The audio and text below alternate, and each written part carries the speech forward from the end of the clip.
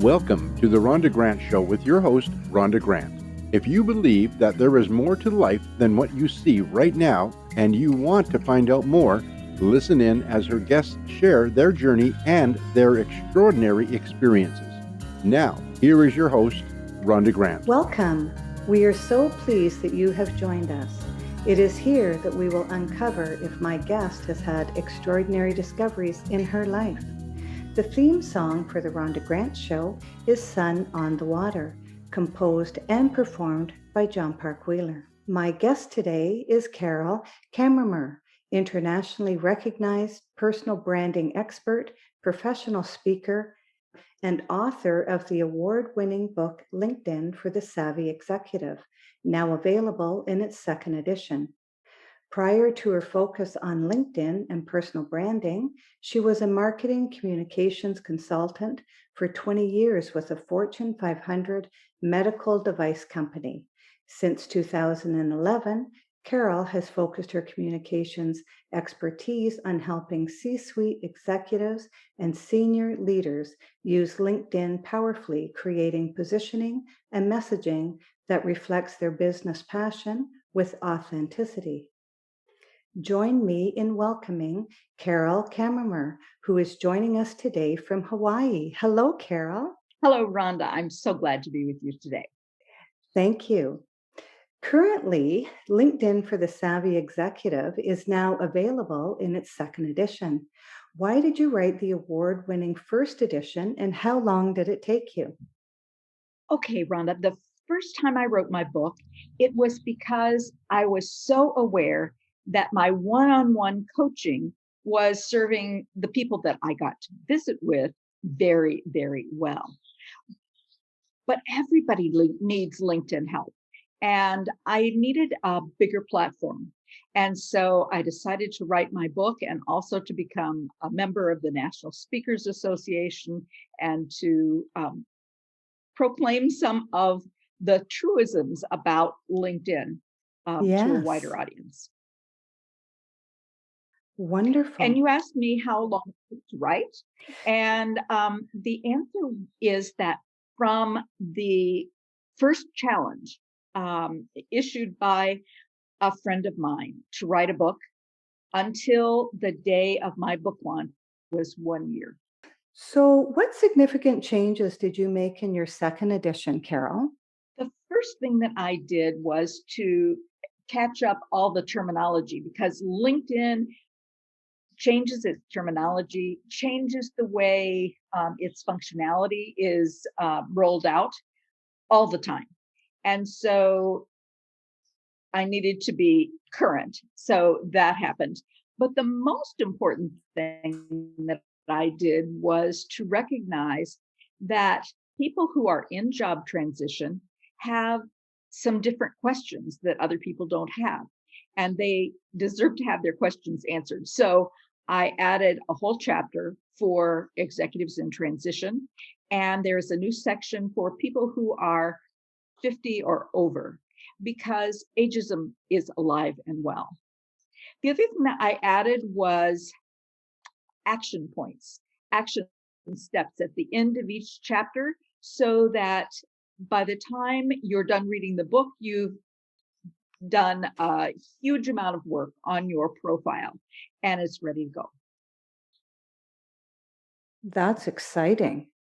It's a one-stop shop then.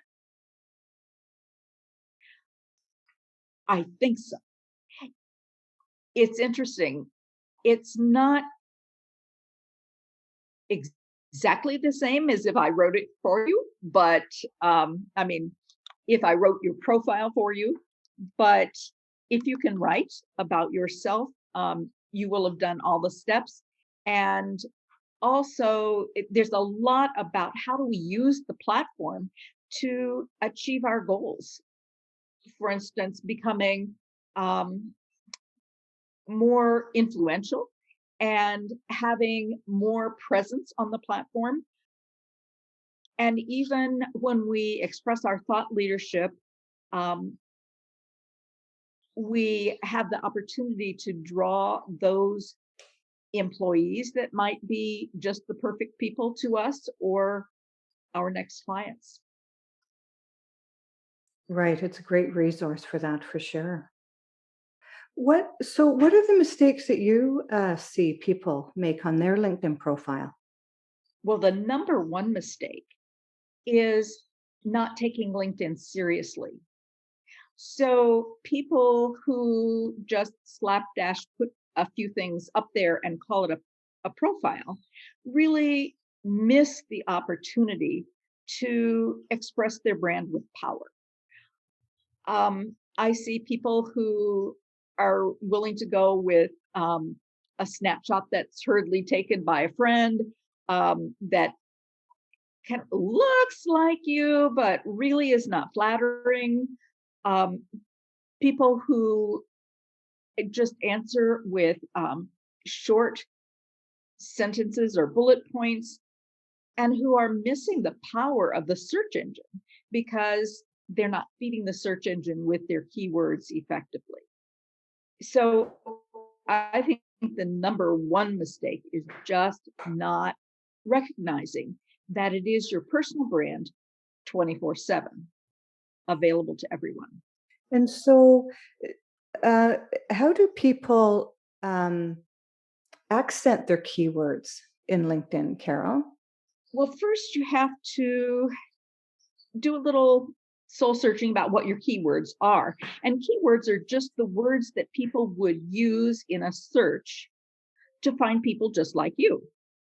So I always suggest that one of the things that people do to prepare to give their LinkedIn an overhaul is to write down some of their keywords and then, maybe put a star by the ones that are the absolute most important, because we want to have those words show up repeatedly in our text, not in a way that sounds mechanical, but a way that is authentic to us. When we talk about what we're passionate about in the world of work, our keywords just normally flow from us, just naturally.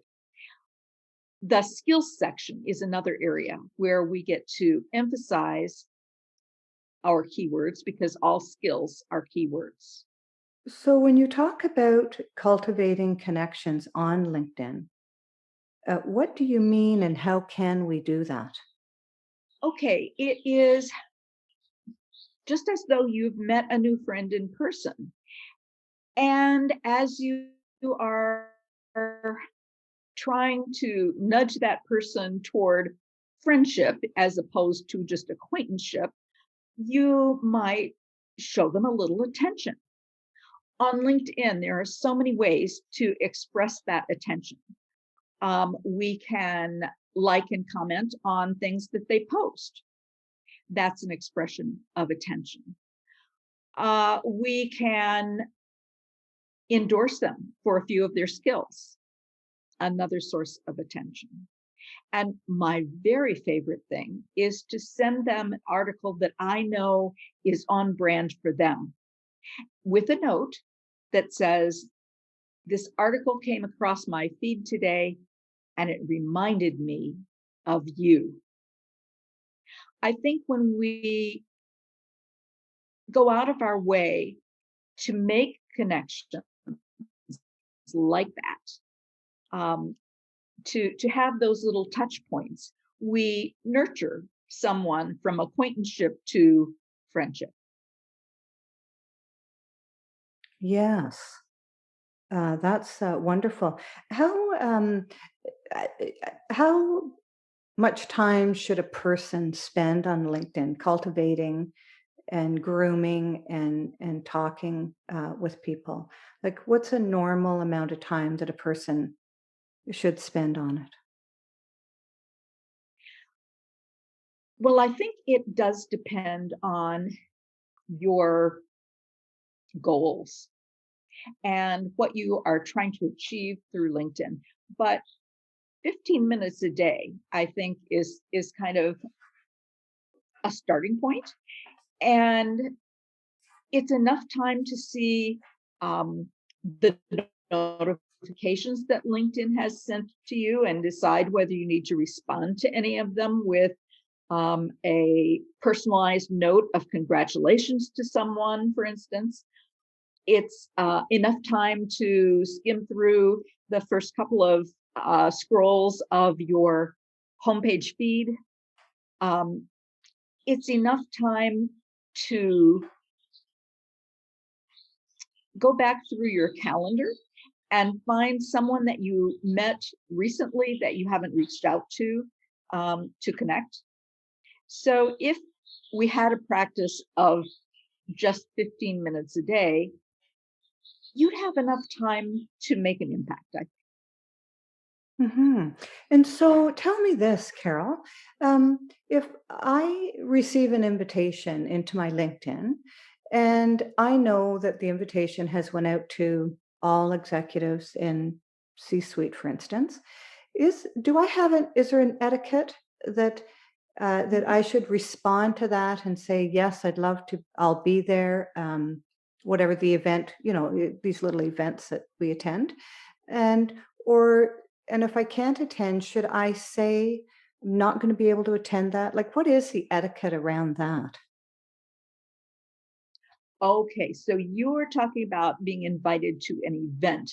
Yes. And quite frankly, I don't think that we are required to respond. You know that invitation has gone out to 1,000 people, and the person who sent it is not the person whose event it really is. And Yes. so I don't take time to respond to every invitation like that. But if it is someone who is having an event and it's rare for them to have an event, for instance, I have friends who have book launches.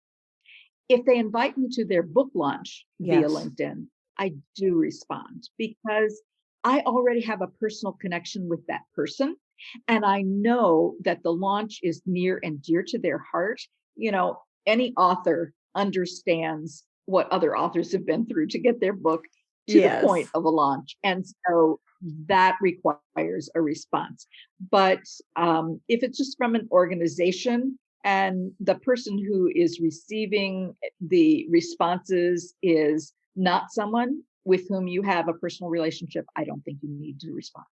Okay, well, that really makes me feel good that I don't have to respond because it cuts No, down. there's so many. Yeah, and because then I can spend time doing things that I want to attend to first on my LinkedIn profile, and I don't have to worry about responding to invitations. So that's really good to know, because a lot of people might not know that there's etiquette around that, whether people are waiting for you to respond because they have a checklist of who's attending and who's not.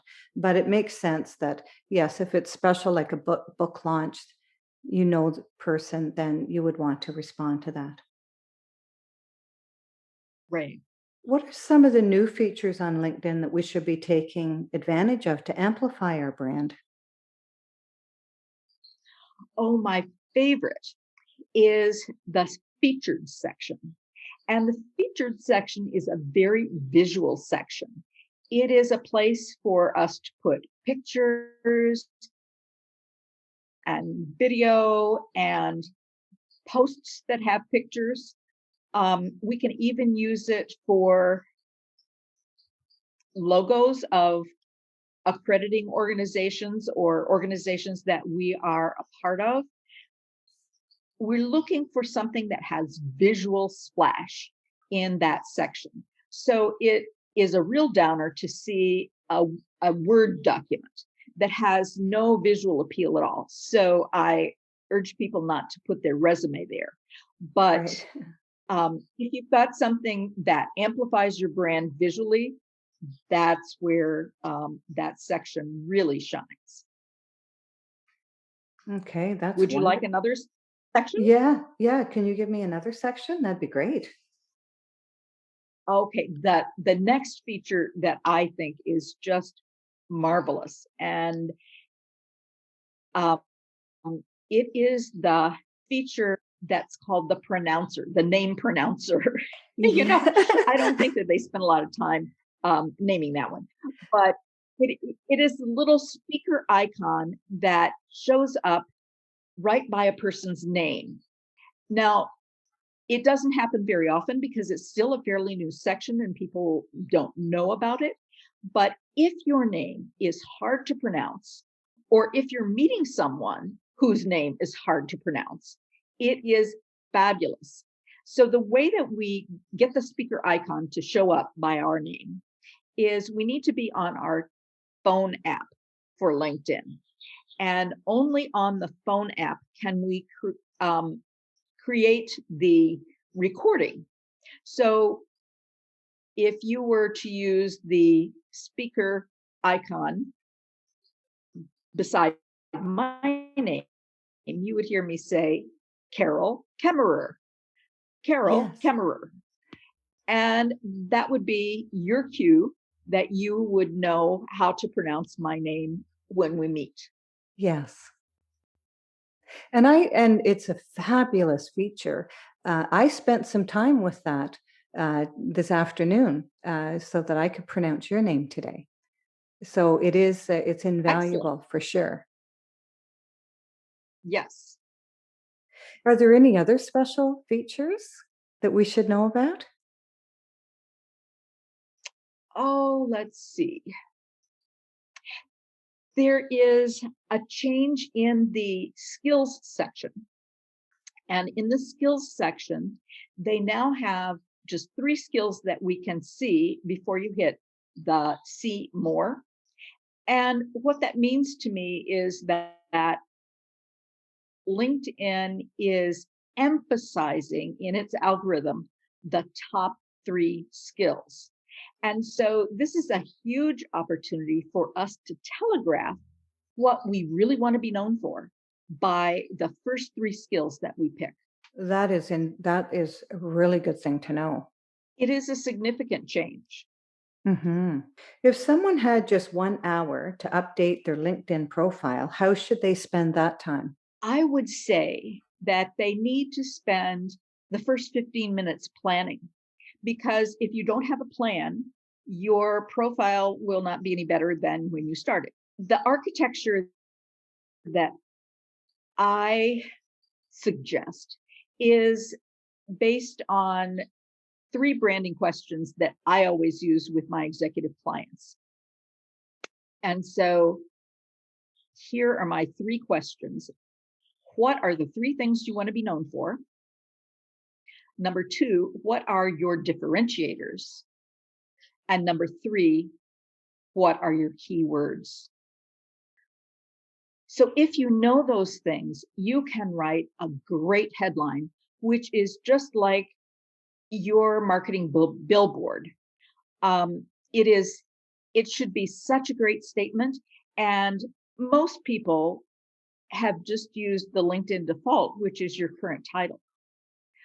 But when we spend some time and we think about what are the 3 things we want to be known for, what are our differentiators, and what are our key words, we have the ability to create a very powerful headline within the 220 characters that we are allotted. So then they would also spend some time on their about section, because that is the section that we get to tell our business story in our own way. This is a section where we woo our ideal audience and win them over. That's a section that doesn't really write in less than an hour, but perhaps you can get a start. We need to also write that in the first person. And the third area that I would spend time on is making sure that your skills, at least the top 3, are providing that signal of what we want to be known for. Right. So it goes back to the skills section that we talked about, that the algorithms are picking up the first 3, right? The first top skills. Yes. Mm-hmm. How did you get involved in personal branding? and LinkedIn. So, yes. So I had been working in marketing communications for many, many years with a strong emphasis on brand. But of course, it was on company brand and product brand. When the company that I had been consulting for 20 years underwent an economic downturn, they outsourced the whole marketing communications function under a retained arrangement. And that meant that I could no longer do the work that I'd been doing for them. They'd already paid for it with someone else. And so I needed to understand how I could share my brand outside the company. And so I studied, I went to every seminar, webinar, read everything, and I began to find that there were some real keys to how we can express our brand powerfully and how it affects our results on a keyword search. While I was doing that, I was so excited that this was something that I was learning about. I was sharing with all my friends who'd also lost their jobs. Right. And when they began to send me their friends, I realized that people were identifying me for a new area of subject matter expertise. Excellent. And that was the beginning. And how did it blossom from there?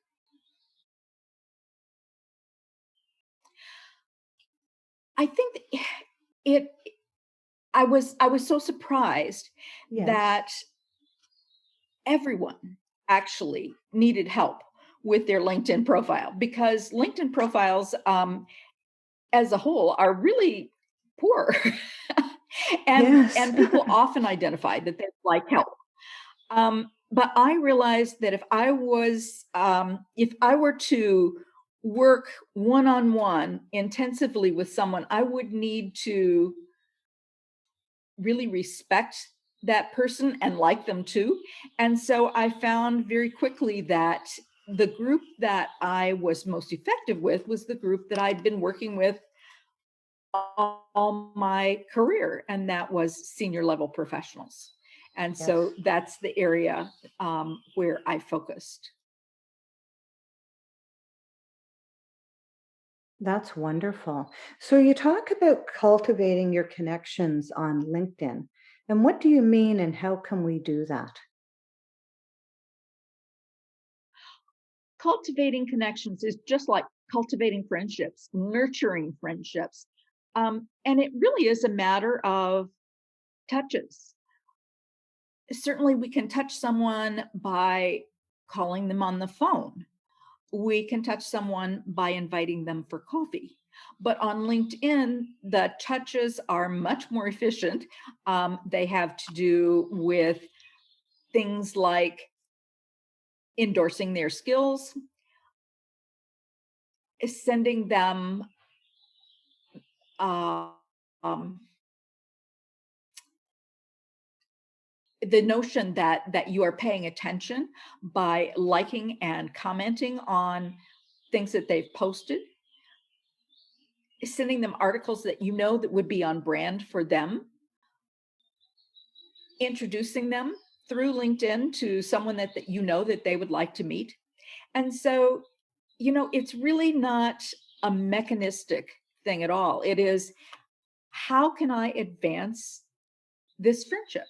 How can I change someone who's an acquaintance to a friend? How can I perhaps get them interested in what I could do for them as a sales? But we know that when we are trying to sell someone, we need to have a relationship. So it really is just relationship building. Hmm. And it's wonderful to do that business wise. It's incredible. Absolutely. Yes. What's different about your second edition? The second edition book, what's different about it from the first edition? The second edition book has all the material of the first edition, but I added some things. One of the things that I had in my first edition, and it's continued in the second edition, is a behavioral checklist at the end of the book, which allows you to either check out that, yes, you have read and understood and implemented those practices in your profile. You could use it, as an afterward thing to just check that you did that. Or you can use it before you read the book to figure out which chapters you really need to read, where you have a knowledge gap. So that is the same. What is different in the second book is that I put at the end of each chapter some action steps. What should we actually be doing now that we have this information? How do we translate that into our profile?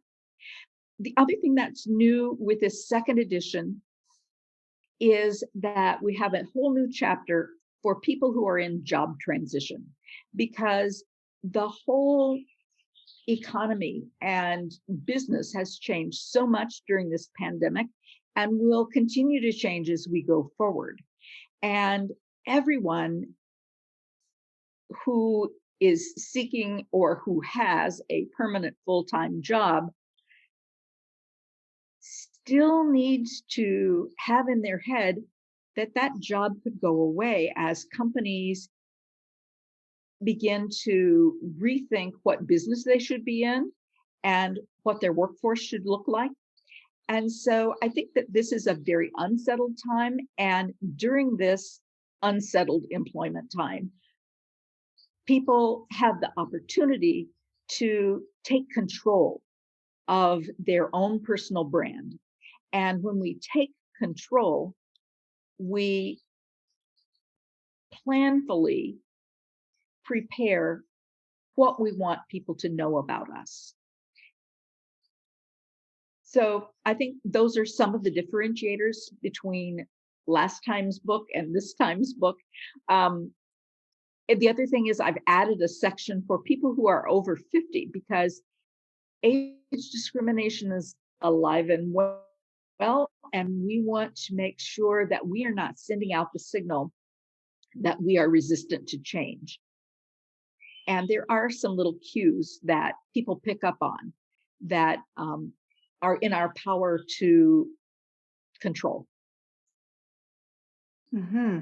And people that are over 50 and have found themselves out of work, um, I would think that LinkedIn is a perfect profile to do exactly what you have done, Carol, is to take your strengths of when you were consulting for a big firm and turn that into a business yourself. There are many, many people who are in this last chapter of their career, for instance, and there are so many people who can pivot, who recognize the things that they loved about their job and the things that they didn't like, and capitalize on how to have more of what makes you happy and less of what doesn't make you happy. So it is a very, very powerful tool. And when we're intentional, people receive the message that we intend. Hmm. But some people just aren't business people. They're workers, and there's some people that just wouldn't do that. Is that right, Carol? They wouldn't take that position and build that Oh, profile and start a new business like you did. I mean, it takes a lot of stamina. It takes a lot of guts to do that, and you really have to be self-disciplined to be your own boss.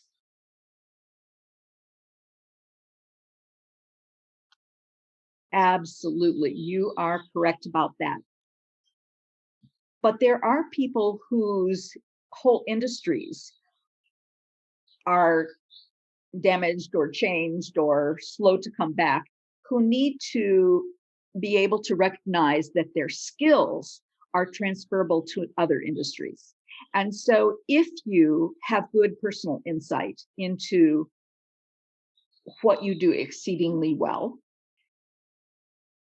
think about the ways in which you could do that same thing for another sector of the economy. And that again can be very powerful when we emphasize our transferable skills. Yes, exactly. Because a person might just be thinking about the company that they worked for and the product that they made or what they were about, and not realize that their skills can be used in another company, and they can still be successful. They might have to learn about terminology, which is real easy to do these days because we've got Google, and we can learn a lot of things about different companies and what they do. So you're able to grab that background knowledge really quickly.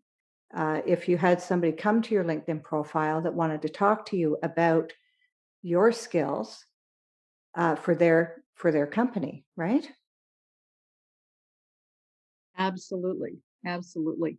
I think one of the things that I share when I'm speaking is that we are all bigger than the jobs that we hold. Yes, wonderful. When we lose our job, many of us think that we have lost ourselves, but that is not true. We still have those same skills. We still have those same passions that help us get up in the morning.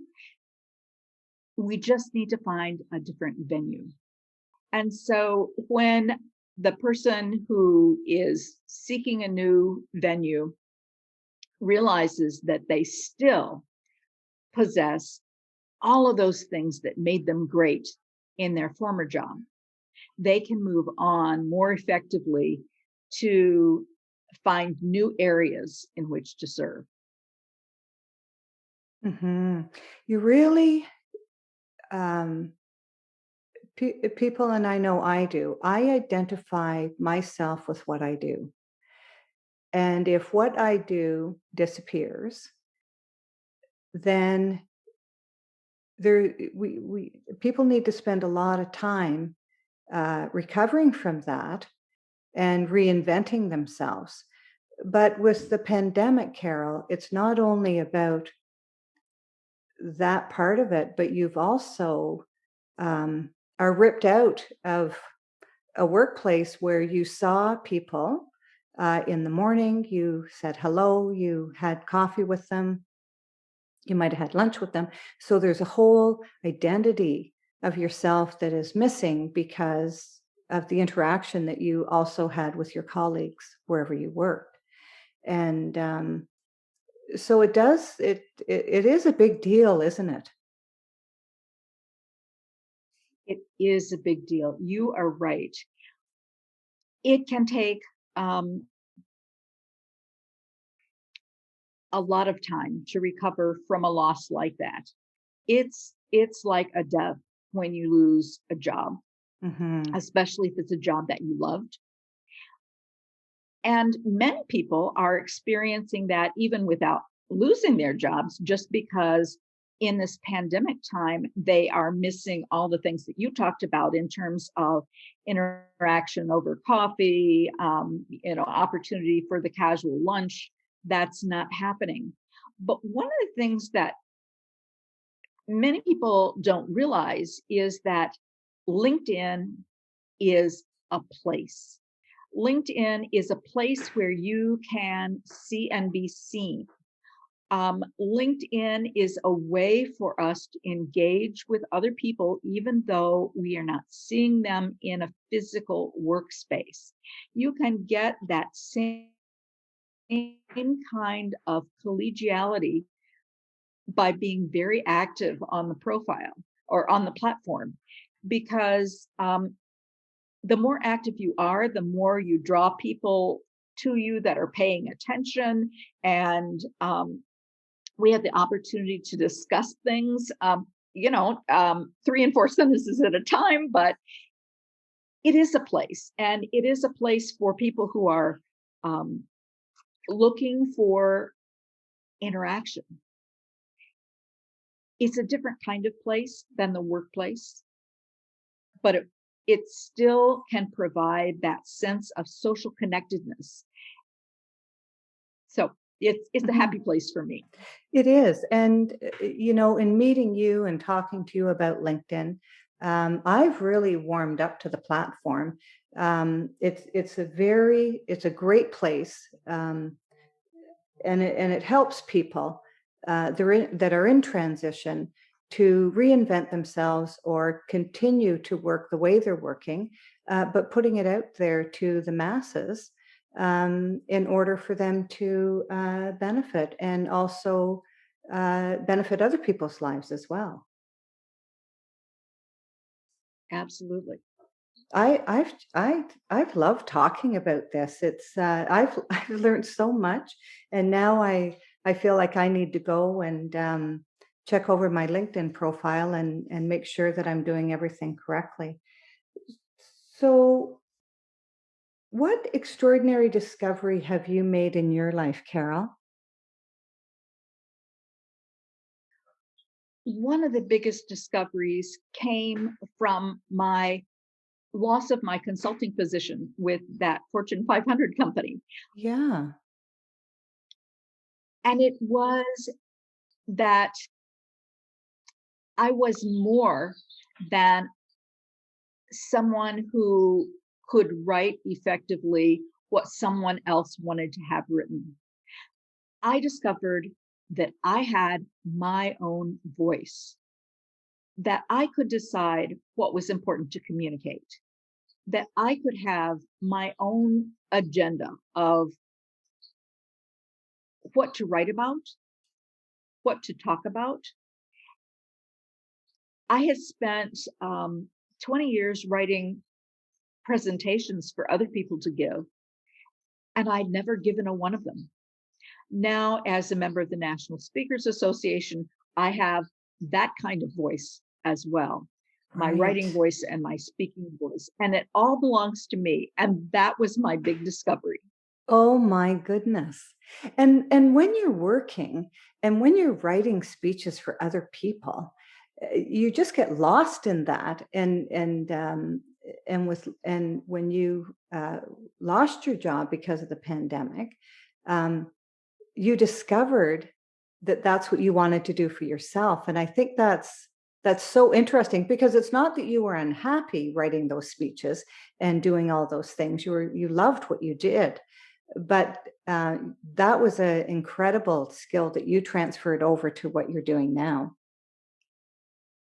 How exciting. Yes, it was a real revelation to find that Yeah, I didn't have to continue to feel less than because I'd lost my job. I could feel more more than. than. And it was a great discovery. And so, one of the things that I like to ask my guests are, do you feel that you were called? I mean, do you feel that your journey has led you to where you are now with a successful book in the business world? You're a speaker. Do you feel that you've been called to where you are right now? I don't mean in Hawaii. I'd like to be called to Hawaii, but I mean, with, but I mean with, Yes. yeah. How do you feel that you've been called? Yes, I absolutely do. And it actually started before my job loss.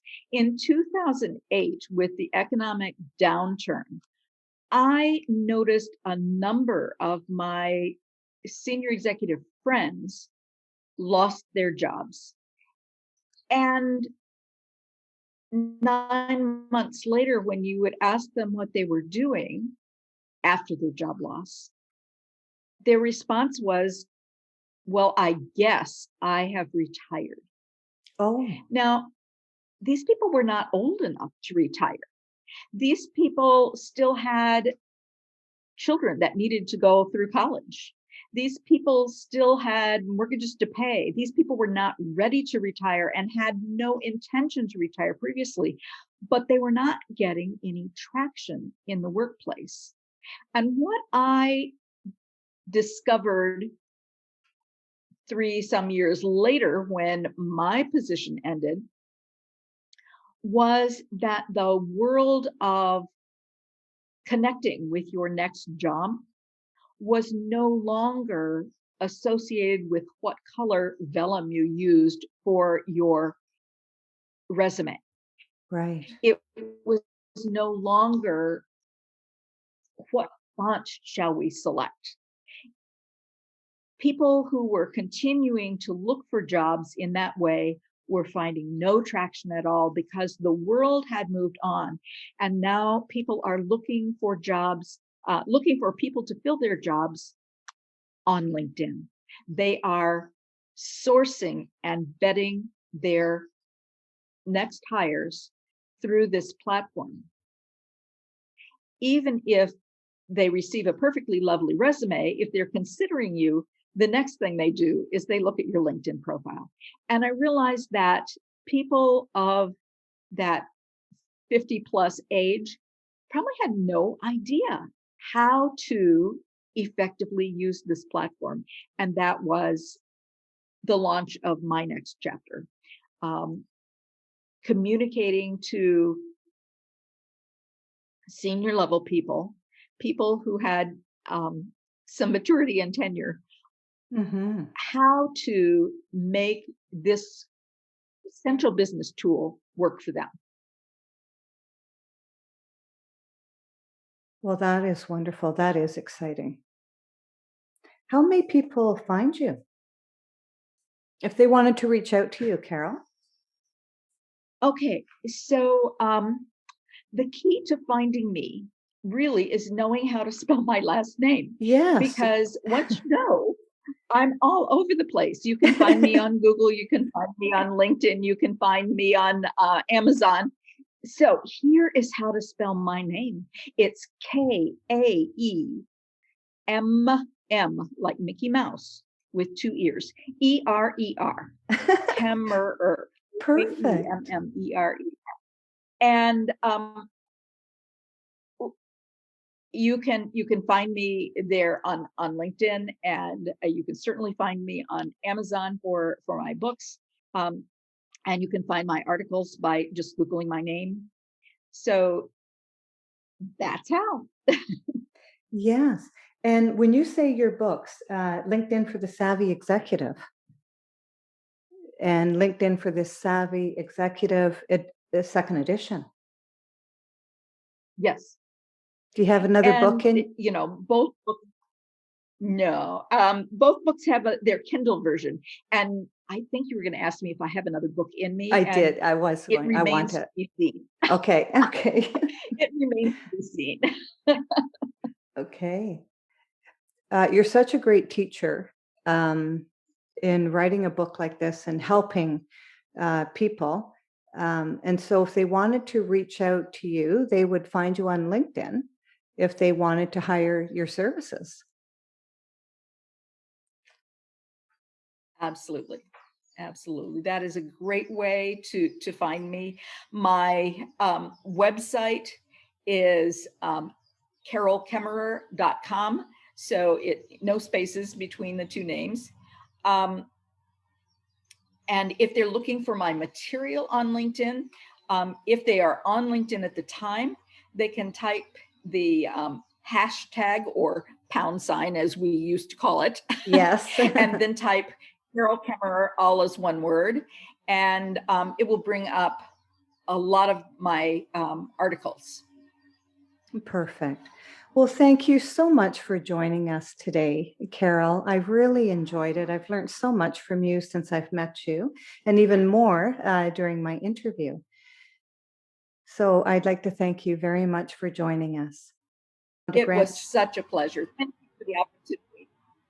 Oh, you're welcome. My pleasure, Carol. This is Rhonda Grant with The Rhonda Grant Show, author of Magical Forces Within, Extraordinary Discoveries in an Ordinary Life, inviting you to look for the magical forces within yourself today and every day.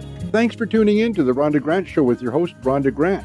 If you would like to find out more information about Rhonda and her upcoming guests and the work that she does, go to her website, rhondagrantauthor.com. That's rhondagrantauthor.com.